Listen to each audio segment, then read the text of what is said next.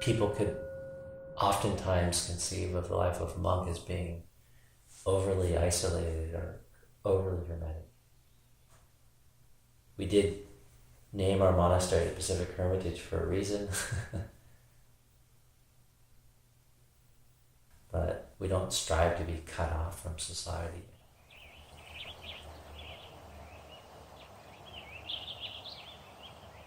So my name is Ajahn Siddhanto, and I'm the senior monk here at the Pacific Hermitage.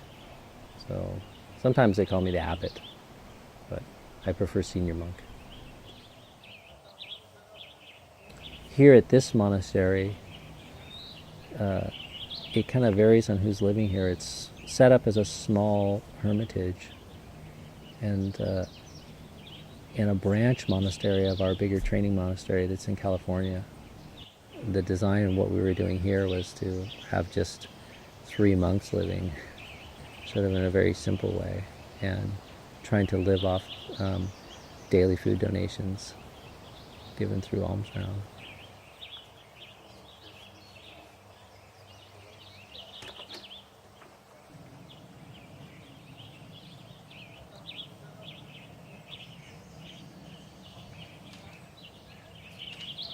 When we walk through town these days, I would say there's probably 20, maybe even 25 people that on some regular basis offer food for our daily meal.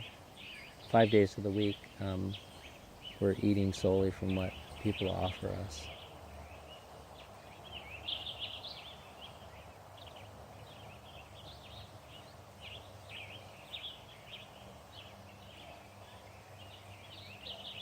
The 4 requisites of life: whatever housing is available, whatever cloth is available so that we can make our robes, whatever food's available to get us through the day, and whatever medicines are available or freely offered if we have some sickness or we need something to help keep us healthy and free from disease.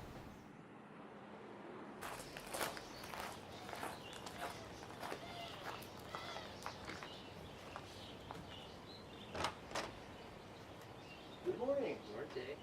How are you today? Pretty good. What a lovely day, huh? Yes.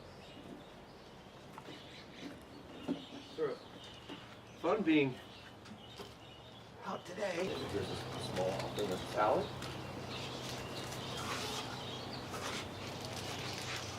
Dressing. And this is from Amy. And I thought this might be a nice little aromatic suggestion for your alms book. So every time you open it up, you get a little blast. All right. Thank you. Have a good day. Yes. Having a lot of things kind of ends up cluttering the mind and being a bit of an obsession, or at the very least a distraction.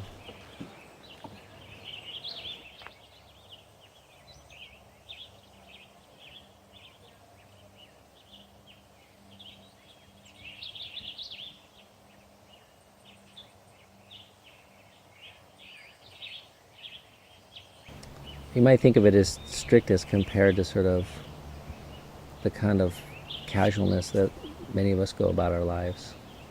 What feels right to you, what feels comfortable. And that may be fine when you're just living 1 or 2 people, but if you're living in community, it's useful to have something that's a bit more refined, that conduces to the kind of comfort and clear kind of boundaries that everyone can sort of live by. It's nice to the eyes, it's nice to the mind, and it's wonderful when you listen to the monk.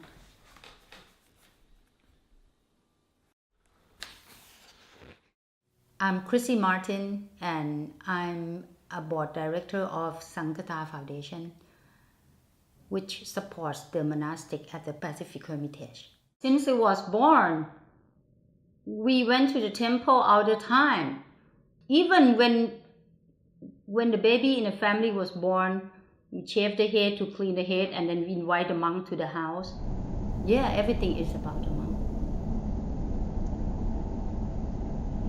Most of our monasteries that monks and nuns have established in our tradition in the West are bigger. They have guest programs. They have a variety of people living in the monastery besides the monks, which help take care of a lot of work and duties. And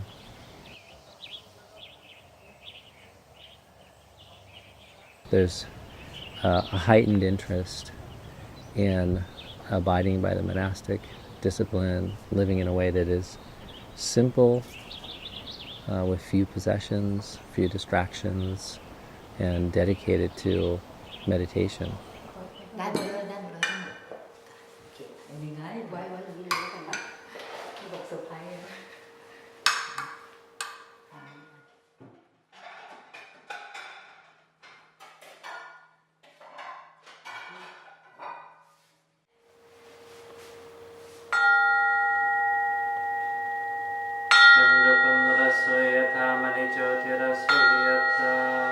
Sabitio vivajantu, sabarogo vinasatu, mate bhavatu antarayo sukhi dikayuko bhava. The monks will listen and will teach us to be the good people, to help us to free from suffering. I mean, it's a fairly diverse community, but overwhelmingly, we've been welcomed by people here in the community. And there's all kinds of people that are offering those food. They're not necessarily Buddhists, they're not necessarily meditators. I like to just think of them as kind people. Appreciate the opportunity to give somebody who needs food, and they have some sort of appreciation or respect for what it is that we're doing.